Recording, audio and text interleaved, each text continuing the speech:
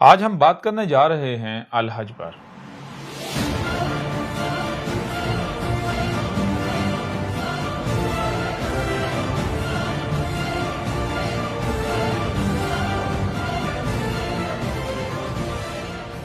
یہ جو الکتاب ہے اسے ڈاؤن لوڈ کریں، ترتیب کے ساتھ پڑھیں، کوئی ایک بھی سوال ایسا نہیں رہے گا جس کا جواب آپ کو نہ ملے۔ یہ جسے آج آپ حج کہتے ہیں، اگر یہ وہی الحج ہے جس کا ذکر قرآن میں ہے تو پھر کیا یہ موسیٰ نے کیا تھا؟ دنیا کی کوئی طاقت ثابت نہیں کر سکتی کہ موسیٰ نے کیا تھا، یہاں تک کہ موسیٰ یہاں آیا ہی نہیں۔ عیسیٰ ابن مریم بھی اپنی پوری زندگی یہاں نہیں آیا جہاں آپ حج کے نام پر جو کچھ کرنے جاتے ہیں۔ محمد نے 40 سال کی زندگی میں کوئی ایک بھی حج نہیں کیا۔ محمد کے خاندان میں ہر کوئی حاجی تھا، محمد نے نہیں کیا۔ کیوں نہیں کیا؟ یہ حق ہوتا، یہ حج ہی الحج ہوتا تو محمد کو سب سے پہلے یہ کرنا چاہیے تھا۔ مکہ فتح ہو گیا، اس کے باوجود بھی محمد نے حج نہیں کیا۔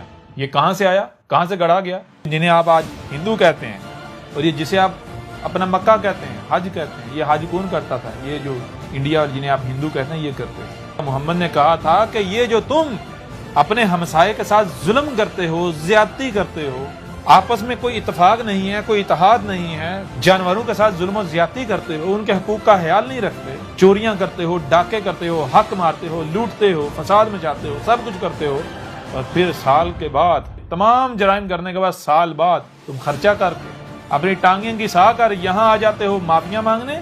تو کیا تمہیں لگتا ہے کہ ایشور جو ہے، جو گاڈ ہے، جو اللہ ہے، جو رب ہے، وہ بے وقوف ہے کہ تمہیں معاف کر دے گا؟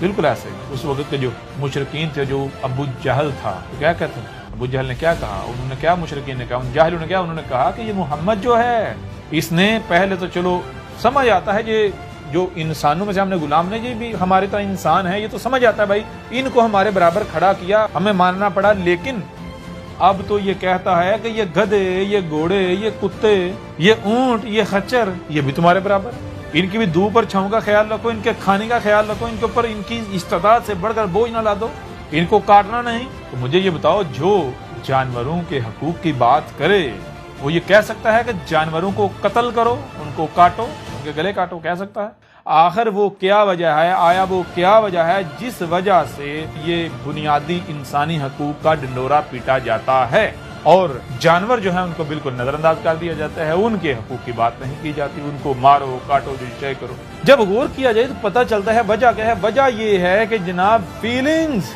احساسات، جذبات، اگر کسی کو مارا جائے گا اسے تکلیف ہوگی۔ پھر میں آپ سے سوال کرتا ہوں کہ یہ جتنے بھی جاندار ہیں کیا ان کے اندر فیلنگز نہیں ہے؟ کیا انہیں تکلیف نہیں ہوتی؟ میں تم لوگوں سے سوال کرتا ہوں کہ یہ جو تم آج گلی گلی محلے محلے قربانی کے نام پر جانوروں کا قتل عام کر رہے ہو، اس کا حکم تمہیں رب نے کب دیا؟ اللہ نے کب دیا؟ کہاں قرآن میں لکھا؟ کہاں محمد نے تمہیں کہا ہے یہ حرکت کرو؟ پہلی بات کہ جسے تم حج کہتے ہو، جسے تم قربانی کہتے ہو، نہ یہ حج ہے نہ یہ قربانی ہے۔ ذرا غور کرو، محمد کے وقت یا محمد سے پہلے مینا کے میدان سے باہر کسی ایک جانور کو بھی نہ کاٹا گیا، نہ کاٹا جاتا تھا قربانی کے نام۔ اور میں تمہیں چیلنج کرتا ہوں، تم ثابت کر کے دکھا دو، اپنا قرآن اٹھا کر دیکھو، اسی قرآن کے اندر یہ بات بالکل دو ٹوک واضح الفاظ میں لکھی ہوئی ہے کہ قربانی کس کے اوپر فرض ہے، کس کے اوپر لازم ہے۔ یہ بات الگ ہے قربانی ہے کیا، قرآن کسے قربانی کہہ رہا ہے وہ الگ بات ہے، لیکن اگر ایک لمحے کے لیے اسے قربانی مان لیا جائے جسے تم کہتے ہو، تو قرآن یہ کہہ رہا ہے قربانی صرف اور صرف اسی کے اوپر ہے جو حج کی استطاعت رکھتا ہے۔ قربانی تو دینی ہے حاجی نے، حج کرنے والے نے، اور حج کرنے والا کون ہے؟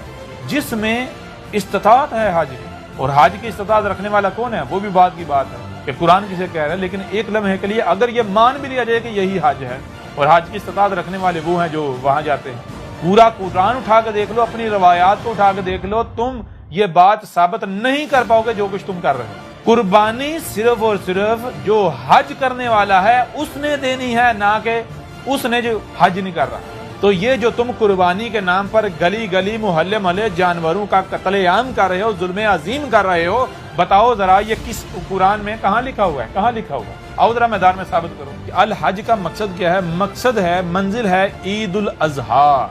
جو شخص بھی یہ کہتا ہے کہ یہ جو مکہ میں جا کے کیا جا رہا ہے یہ حج ہے، میں چیلنج کرتا ہوں اسے وہ حج ثابت کر کے دکھائے۔ کیوں؟